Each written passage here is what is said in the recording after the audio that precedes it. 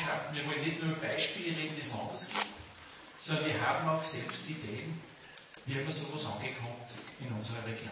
Carlo, ich darf dich zu mir für bitten.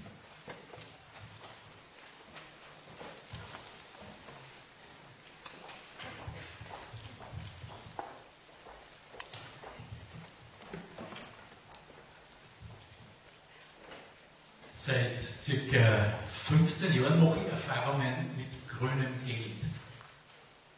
So wie das nennt. Was versteht man darunter? Es ist dieser kostengünstige Kredit für Kleingewerbetreibende und für in Not geratene Menschen, immer in Zusammenarbeit mit heimischen Banken. Wie kommt es dazu? Zum Beispiel, ich kriege einen Anruf, da sagt wer, ich habe 40.000 Euro, die ich die nächsten 5, 10 Jahre nicht benötige.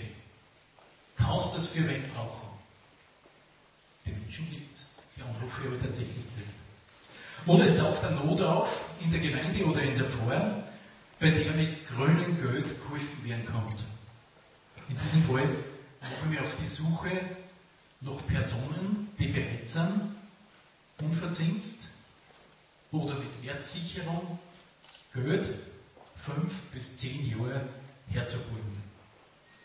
Und wirklich diese Leute gibt es. In die 15 Jahren habe ich festgestellt, dass es relativ viele Personen gibt, die dazu bereit sind. Es muss nur das Ganze an Sinn kommen. Und aus diesem Hintergrund heraus ist mir und uns in der Vorbereitungsgruppe die Idee von einem regionalen Ethikfonds kommen. Heute haben wir schon einiges drüber gehört.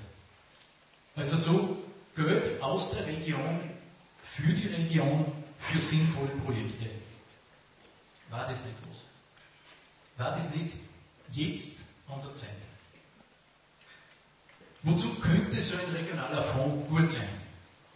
Beispiele haben wir heute schon einige gehört. Ich nenne an. Nehmen wir an, ich bin in Steinbach an der Steier daheim und sagen wir, es würde dort die Entscheidung fallen, auf die Volksschule eine Photovoltaikanlage zu installieren. Eine heimische Firma kann das machen. Bezahlt wird das Ganze zunächst aus einem regionalen Ethikfonds. Und die Gemeinde als Träger zahlt dann die Anlage sozusagen in kleine Raten 10 Jahre lang an diesen Fonds zurück. Und nach 10 Jahren gehört die Anlage der Gemeinde und sie hat günstigst Strom. War das nicht was? Stellt euch vor, in unserer Klimabündnis-Region geschickt ist an viele Schulen und öffentliche Gebäude. Da haben wir was fürs Klima, Arbeitsplätze, Vorbild für Schulen, für die Schüler, Hilfe fürs Gemeindebudget. Und das regionale Ethikfonds würde sich speisen von Menschen, die sagen, für sinnvolle Projekte im Umwelt-, Sozial-, kulturellen Bereich leihe gern 1.000 Euro, 10.000 Euro, 10 Jahre lang her. Zurück kriege ich das Geld wertgesichert. Es wird auch Personen geben, die das Geld ohne Wertsicherung verbrühen. Weil einer das Anliegen das wert ist, versteht ihr? Die sagen ihm nicht, Geiz ist geil, oder auch nicht, ich habe nichts zum Verschenken. Und solche Menschen gibt es in der Region, denen das so ein Anliegen ist. Und jetzt zu meine oder unsere Frage an euch. Hätten wir als Vorbereitungsgruppe eure grundsätzliche Unterstützung, wenn wir mit Partnern aus der Politik, Wirtschaft, Banken, Institutionen versuchen, so einen Fonds und die dazu passenden Projekte zu entwickeln? Also nur mal Frage an euch.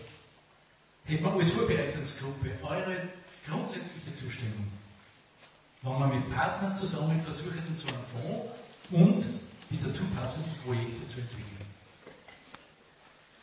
Ich möchte sagen, ich träume davon, am Abend einmal durch Schwabach zu gehen und zu wissen, Unsere Photovoltaikanlage auf der Schule hat heute an dem Tag so viel Strom erzeugt, dass sozusagen das reinkommt, was ich jetzt an der Straßenbeleuchtung sehe.